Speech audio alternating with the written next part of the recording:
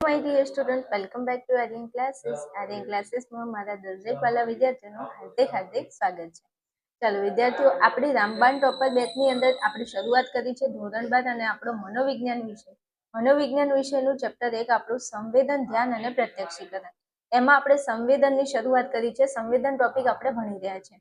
એમાં સંવેદન વિશે ભણી ગયા કે સંવેદન એટલે શું, સંવેદકોના પ્રકાર, અને હવે આપણે ભણવાનું છે પાર્ટ 3. અને પાર્ટ 3 ની અંદર આપણે ભણીએ છીએ આગળ નેક્સ્ટ ટોપિકની શરૂઆત કરીએ છીએ કે સંવેદનના પ્રકાર કેટલા છે. શરૂઆત કરીએ છીએ આપણે ટોપિકની. સરસ મજાનો ટોપિક છે. આગળ આપણે 2 ટોપિક ભણી ગયા છે, સંવેદન વિશે અને સંવેદકો વિશે ભણી ગયા છીએ. અને હવે આપણે સંવેદનના પ્રકારો ભણવાના છે. અને આજે પ્રશ્ન છે વિભાગ સી માં મોસ્ટ ટાઈમ ક્વેશ્ચન પૂછાય છે કે સંવેદનના પ્રકારો જણાવો. હવે સંવેદનના કેટલા પ્રકારો છે આપણે જોઈ લઈએ. જેમ કે મેં તમને આગળ વાત કરી દીધી છે, 5 ઇન્દ્રિયો વિશે મેં તમને સમજાવ્યું, બસ તો ઈ જ છે સંવેદનના પ્રકારો. ચલો, સંવેદનના પ્રકારો ભાઈ 5 છે. લખવાનું છે, તમને પરીક્ષામાં પ્રશ્ન પૂછાય કે સંવેદનના પ્રકારો કેટલા, તો સંવેદનના પ્રકારો 5 છે. કયા? એક તો દ્રષ્ટિ સંવેદન એટલે વાત કરીએ આપણી આંખની, પછી શ્રવણ સંવેદન એટલે વાત કરીએ આપણા કાનની, ગંધ સંવેદન એટલે આપણો નાકની વાત કરીએ, સ્વાદ સંવેદન એટલે આપણા જીભની વાત કરીએ, અને સ્પર્શ એટલે કે ત્વચાનું સંવેદન એટલે આપણી ચામડીની વાત કરીશું. ઓકે મારા વાલા, તો આ 5 સંવેદન વિશે આપણે ભણવાનું છે. પહેલા જ મેં તમને કીધું વિભાગ સી માં 2 ગુણમાં પ્રશ્ન પૂછાય કે સંવેદનના પ્રકાર કેટલા, તો તમારે લખવાના છે 5 પ્રકાર. કયા? 1 નંબરમાં દ્રષ્ટિ સંવેદન, 2 નંબરમાં શ્રવણ સંવેદન, 3 નંબરમાં ગંધ સંવેદન, 4થા નંબરમાં સ્વાદ સંવેદન અને 5મા નંબરમાં સ્પર્શ સંવેદન. Okay, is it clear? હું એવી આશા રાખું કે તમને આ 5 પ્રકાર આવડી ગયા હશે. 5 પ્રકારો છે. કયા? દ્રષ્ટિ સંવેદન, શ્રવણ સંવેદન, ગંધ સંવેદન, સ્વાદ સંવેદન અને સ્પર્શ એટલે કે ત્વચાનું સંવેદન. આ 5 સંવેદનના પ્રકારો છે. હવે આ 5 પ્રકારોમાંથી આપણે એક પ્રકારની સ્ટેપ બાય સ્ટેપ મસ્ત શાંતિથી ભણવાના છીએ.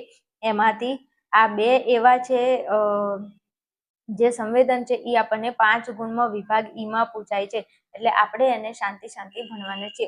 સૌથી પહેલા હું તમને દ્રષ્ટિ સંવેદન ભણાવું છું. ચાલો શરૂઆત કરીએ દ્રષ્ટિ સંવેદનની. તો દ્રષ્ટિ એટલે આપણી આંખ વિશે આપણે સમજૂતી આપવાની છે. ચલો, દ્રષ્ટિ સંવેદનની સમજૂતી આપો. વિભાગ ઈ માં 5મા નંબરનો પ્રશ્ન તમને ટેક્સ્ટ બુકમાં તમે જોજો. આપણા ટેક્સ્ટ બુકની અંદર વિભાગ ઈ માં 5મા નંબરનો પ્રશ્ન આપેલો છે કે દ્રષ્ટિ સંવેદનની સમજૂતી આપો. અને આ પ્રશ્ન આપણને 5 ગુણની અંદર વિભાગ ઈ માં પૂછાય છે.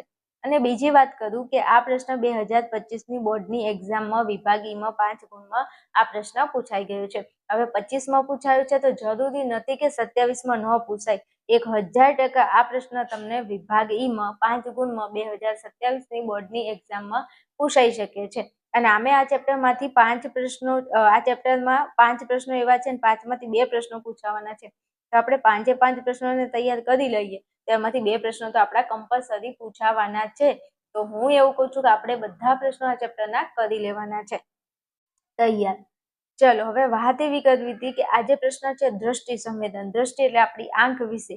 ચાલો, તો શું કહેવા માંગે છે આપણું દ્રષ્ટિ સંવેદન?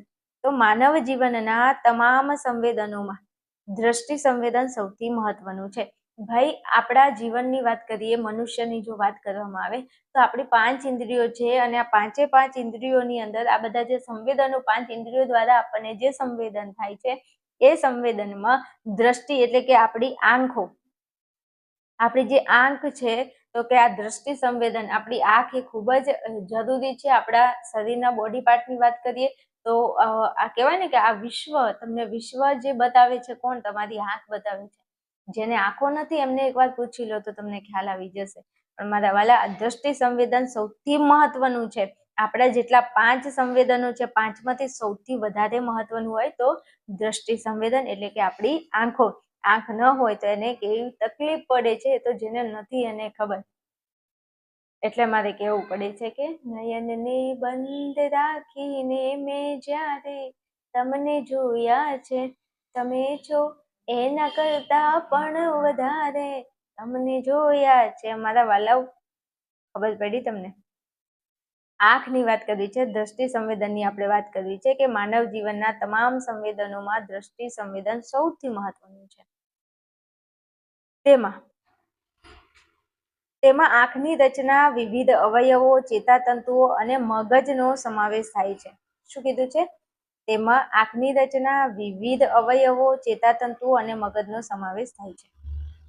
આપણી આંખ છે, આંખની અંદર શું છે? તો આંખની અંદર આંખની રચના આવશે, પછી આંખના વિવિધ અવયવો આવશે, પછી આંખની અંદર આવેલા ચેતાતંતુ અને મગજનો સમાવેશ દ્રષ્ટિ સંવેદનની અંદર થાય છે. તો પહેલા જ નંબરનો મુદ્દો મેં તમને ભણાવ્યો, સરસ મજાનો છે, લખીને તૈયાર કરો, આવડી જશે ને. આમે તમે ગમે તે કરો, આ પ્રશ્ન તમારે 1000% તૈયાર કરવાનો અને તૈયાર કરવાનો. પછી એકચ્યુઅલી મને ન કહેતા કે બેન તમે કીધું નહોતું. માનવ જીવનના તમામ સંવેદનોમાં દ્રષ્ટિ સંવેદન સૌથી મહત્વનું છે. તેમાં આંખની રચના, વિવિધ અવયવો, ચેતાતંતુઓ અને મગજનો સમાવેશ થાય છે. સંવેદન માટે પ્રકાશની હાજરી જરૂરી છે. શું? સંવેદન માટે પ્રકાશની હાજરી જરૂરી છે. ભાઈ તમને કંઈક દેખાય તો દેખાવા માટે શું જરૂરી છે? પ્રકાશની હાજરી જરૂરી છે ભાઈ. નહીં તો તમે આમ જુઓ કે અંધારામાં જઈ અને તમે આંખો ખુલ્લી રાખો તો અંધારામાં તમને દેખાય? તો કે નહીં, ના દેખાય. તો તમને આપણે આ દુનિયાને જોઈ શકીએ છીએ કોના કારણે? પ્રકાશના કારણે. જો પ્રકાશ ના હોય ને તો અંધકાર છવાઈ જાય અને આપણને કઈ ન દેખાય. રાત્રે એટલે તો આપણે જોઈએ છીએ કે ઘણી વાર રાત્રે અંધારું હોય તો આપણને નથી દેખાતું. કેમ? કારણ કે આપણને દેખાય એના પાછળ જવાબદાર જો કોઈ હોય તો પ્રકાશની હાજરી. પ્રકાશ હોય તો આપણને દેખાય, પ્રકાશ ન હોય તો આપણને નથી દેખાતું. તો આ એ મુદ્દો લખી શકો છો મસ્ત સરસ મજાનું કે સંવેદન માટે પ્રકાશની હાજરી જરૂરી છે. અને તમે જો ધોરણ 10 ની અંદર ભણી ગયા હોય મારા વાલા, તો આવે છે પ્રકાશ કરીને એક ચેપ્ટર સરસ મજાનું, પ્રકાશનું પરાવર્તન આવે છે. પછી આપણે વાત કરીએ કે રંગબેરંગી દુનિયા અને માનવ આંખ અને રંગબેરંગી દુનિયા, એ ચેપ્ટર છે સરસ મજાનું. એ ચેપ્ટર આવડે તો આમાં આવડે, કઈ અઘરું નથી. જો હવે આપણી આંખની આકૃતિ હવે વાત કરું. તમને બેટા 5 ગુણમાં પ્રશ્ન વિભાગીમાં પૂછાય તો તમારે આકૃતિ કમ્પલસરી દોરવાની છે. હેલો, હું એવું કહેવા માંગુ છું કે તમને વિભાગ ઈમાં આ પ્રશ્ન 5 ગુણમાં પૂછાય તો તમારે આ આકૃતિ કમ્પલસરી દોરવાની છે. પછી મેસેજ કે ફોન ના કરતા બેન આકૃતિ દોરવાની છે, તો કે હા દોરવાની છે. હાલ કહી દઉં છું કે આકૃતિ કમ્પલસરી દોરવાની છે વિભાગીમાં 5 ગુણમાં પ્રશ્ન પૂછાય એટલે. હવે આકૃતિની અંદર જરૂરી નથી તમે આ બધું દર્શાવો, જેટલી જરૂરિયાત છે એટલું દર્શાવશો તો પણ ચાલશે, પણ આકૃતિ તો તમારે દોરવી પડશે. એટલે આકૃતિ સરસ મજાની શીખી લેવાની છે. ધોરણ 10 જો તમે વિજ્ઞાન, કારણ કે જો કોઈ વિદ્યાર્થી એવું તો નથી ધોરણ 10 ભણ્યા વગર સીધું 12માં આવે. 10મું ભણ્યા હોય ને તો આ આકૃતિ આવે જ છે ભાઈ. ના ખબર ને તો જોઈ લેજો એકવાર. ચાલો હવે આપણી આ આકૃતિ છે ને, આકૃતિની અંદર જો આપણી આંખ બતાવી છે સરસ મજાની, જરા એને ઝૂમ કરીને બતાવી દઉં, ઝૂમ કરીને. ચલો, તો આપણી આંખ છે, એમાં આ છે આપણા પાપણ. હમણાં કેવું પડ્યું ને નયન ને, આપણું નયન છે, નયન એટલે આંખ. તો આ આપણી આંખ છે. એમાં જો અહીંયા અશ્રુગ્રંથિ, આની કોઈ જરૂર નથી, નહીં લખો ચાલશે. પછી અહીંયા અક્ષિપટલ, આ જે ભાગ છે ને એને અક્ષિપટલ કીધું છે. પછી અહીંયા તમને નાના આવું તમે આંખ જોજો. હાલ નહીં હો, અમુક છે ને તો ચાલુ વિડીયોમાં પેલો અરીસો લઈને આવશે ને પોતાની આંખ જોશે. જોઈ લો, કઈ વાંધો નહીં. તો આપણી આંખની અંદર આ છે કૃષ્ણ મંડળના સ્નાયુ. અહીંયા નાના સ્નાયુ આવેલા છે. પછી તમે આંખની અંદર જોશો તો અહીંયા આંખની અંદર જે આ કાળા કલરનો ભાગ છે ને, કાળા કલરના ભાગમાં વચ્ચે એક સરસ મજાનું નાનું અમથું કેમેરા જેવું ટીપકું આપેલું છે. તો એ ટપકું જે છે ને એ આપણી કીકી છે.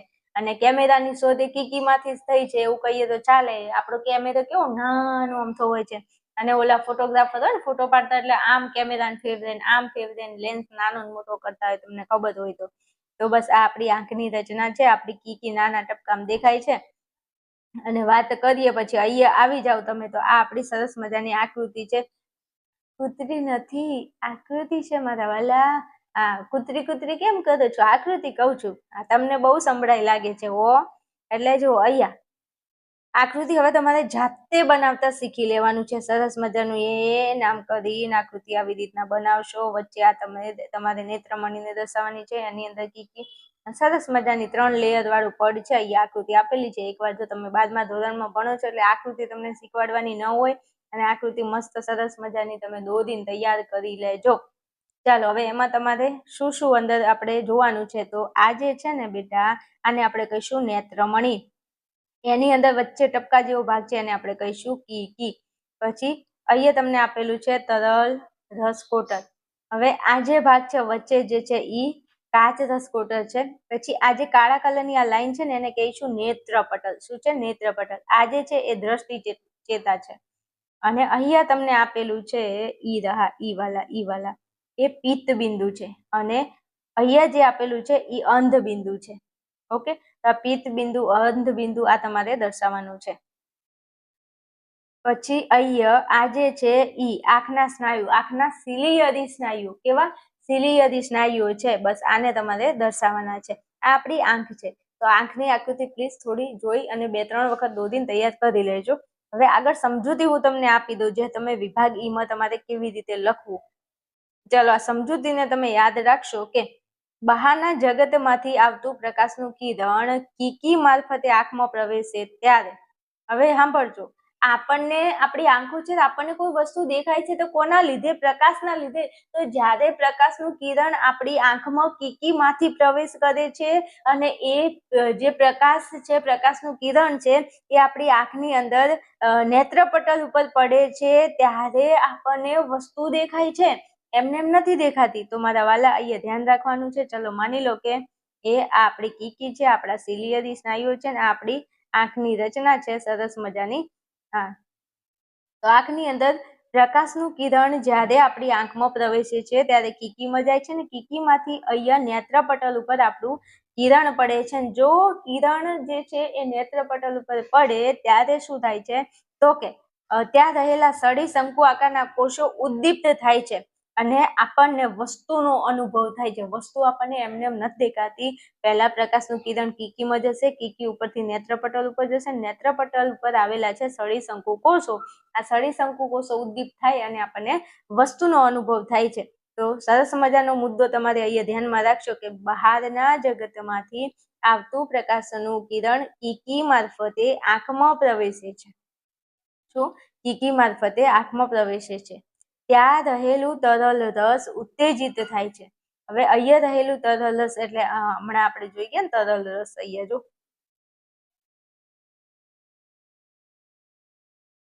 અહીંયા આપેલું છે, જો આ તરલ રસ. આ તરલ રસ જે છે ને ઉત્તેજિત થાય છે ને પછી સીધું અહીંયા આ જે નેત્રપટલ છે, આ જે ભાગ દેખાય છે ને આ નેત્રપટલ છે. આ નેત્રપટલ ઉપર આ પિત્ત બિંદુ આવેલું છે ને પિત્ત બિંદુ ઉપર સળી શંકુ કોષો આવેલા છે જે ઉદ્દીપ્ત થાય છે ને એના લીધે વસ્તુ આપણને દેખાય છે. શું કીધું છે જો? ચલો અહીંયા કીધું છે કે ત્યાં તરલ રસ ઉત્તેજિત થાય છે અને પ્રતિબિંબ નેત્રપટલ પર પડે છે. આ પ્રતિબિંબ ક્યાં પડે છે? નેત્રપટલ ઉપર પડે છે અને ત્યાં રહેલા સળી શંકુ આકારના કોષો શું થાય છે? ઉદ્દીપ્ત થાય છે અને આપણને વસ્તુનો અનુભવ થાય છે. આપણને શું થાય છે? વસ્તુનો અનુભવ થાય છે. જો પ્રતિબિંબ પિત્ત બિંદુ પર પડે તો વસ્તુ દેખાય છે. જો હમણાં મેં તમને કીધું કે વસ્તુ નેત્રપટલ ઉપર અને ત્યાં રહેલા સળી શંકુ આકારના કોષો ઉદ્દીપ્ત થાય છે એટલે કે આપણને વસ્તુનો અનુભવ થાય છે. પ્રતિબિંબ પિત્ત બિંદુ ઉપર પડે, કયા બિંદુ ઉપર? પિત્ત બિંદુ ઉપર પડે તો વસ્તુ દેખાય છે.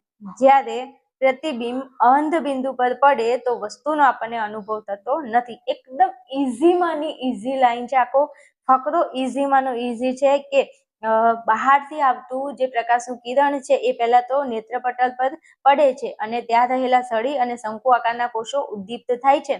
હવે આપણને વસ્તુનો અનુભવ થાય છે. જો આ પ્રતિબિંબ પિત્ત બિંદુ પર પડે તો વસ્તુ આપણને દેખાય છે, પણ અંધ બિંદુ પર પડે તો વસ્તુનો આપણને અનુભવ થતો નથી. કારણ કે હવે કારણ શું છે કે પિત્ત બિંદુ ઉપર પ્રતિબિંબ પડે તો વસ્તુ દેખાય અને અંધ બિંદુ ઉપર પડે તો વસ્તુ ન દેખાય. આવું કેમ થાય છે? તો કારણ કે પિત્ત બિંદુ પર સળી અને શંકુ આકારના કોષો આવેલા હોય છે. આ પિત્ત બિંદુ ઉપર સળી અને શંકુ આકારના કોષો આવેલા હોય છે જેથી આપણને વસ્તુ દેખાય છે. જ્યારે અંધ કોષો પર સળી અને શંકુ આકારના કોષો આવેલા હોતા નથી, તેથી આપણને વસ્તુ દેખાતું નથી. તો આપણને વસ્તુ દેખાશે ક્યારે?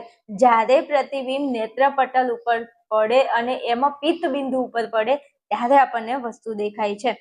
ફરી એકવાર આકૃતિમાં હું તમને અહીંયા સમજાવી દઉં છું કે આપણી કીકી છે, કીકી મારફતે સૂર્યનું જે કિરણ છે, પ્રકાશનું જે કિરણ છે એ આપણી કીકીમાંથી પસાર થઈ અને અહીંયા નેત્રપટલ ઉપર પડે છે. જેવું નેત્રપટલ ઉપર પડે એટલે સળી અને શંકુ કોષો ઉદ્દીપ્ત થાય છે.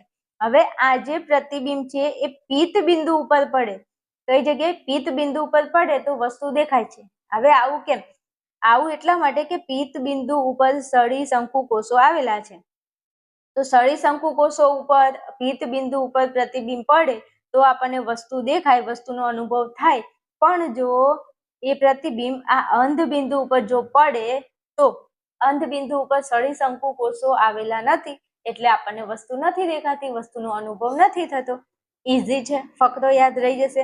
એટલા માટે બેટા કે 5 ગુણમાં પ્રશ્ન આપણે વિભાગ ઈમાં લખવાનો છે. એટલા માટે આ જે છે એ આખો આકૃતિ તૈયાર કરવાની છે. આકૃતિનો તમને માર્ક મળે છે અને લખાણ લખશો એનો તમને માર્ક મળે છે. એમ કરીને 5 ગુણનો પ્રશ્ન આપણો થઈ જાય છે.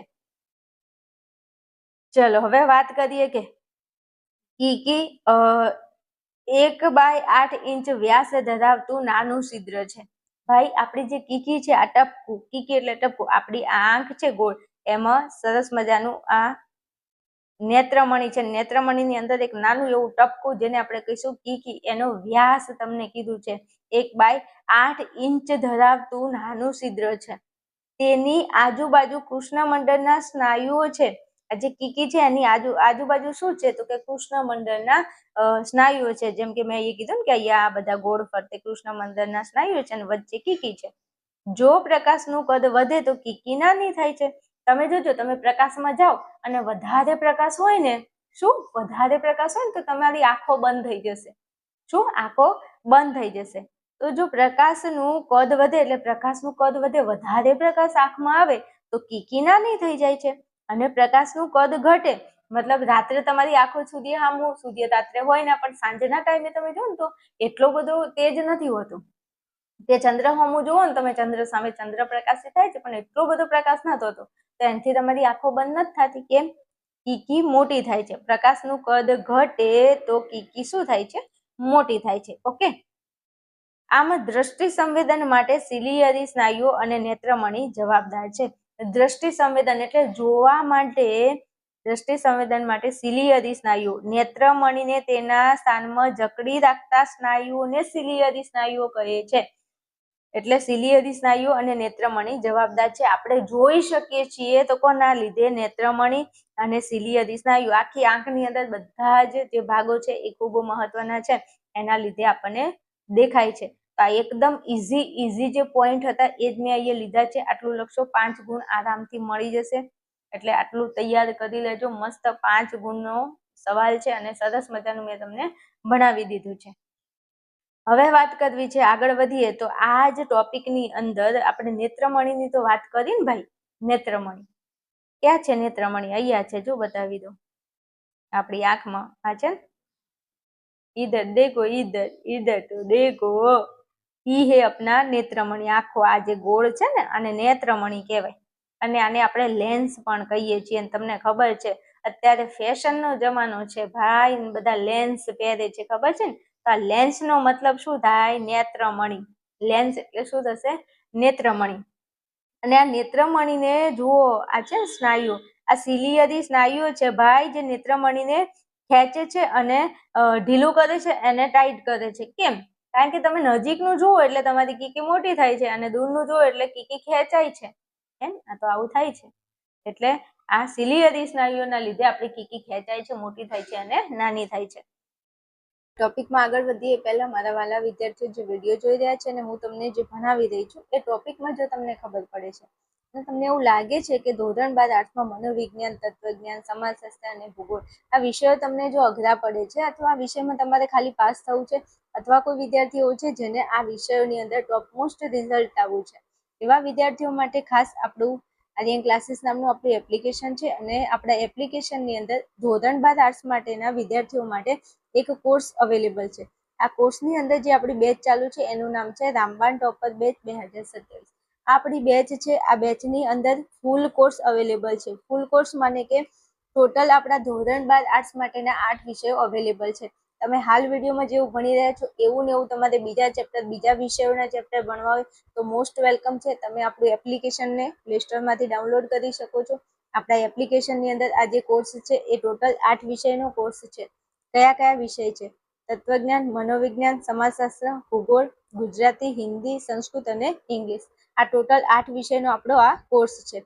આ કોર્સની 1 વર્ષની ફી માત્ર 4,999 રૂપિયા છે. તમને માત્ર 4,999માં 8 વિષય ધોરણ 12 આર્ટ્સ માટેના મળી જાય છે. કોઈ વિદ્યાર્થીઓ એવા છે કે બેન અમારે બધા વિષયની જરૂર નથી, અમારે ખાલી કોઈ એક વિષય ખરીદવો છે, તો આપણા કોર્સની અંદર બધા વિષય એક સાથે ખરીદી શકો છો અને તમે એક વિષય પણ ખરીદી શકો છો. તમારી જેવી જરૂરિયાત, તમારી જરૂરિયાતને ધ્યાનમાં રાખી અને તમે એક વિષયની બેચમાં પણ જોઈન થઈ શકો છો. આ બેચમાં જોઈન થવા માટે વધારે કાંઈ નથી કરવાનું.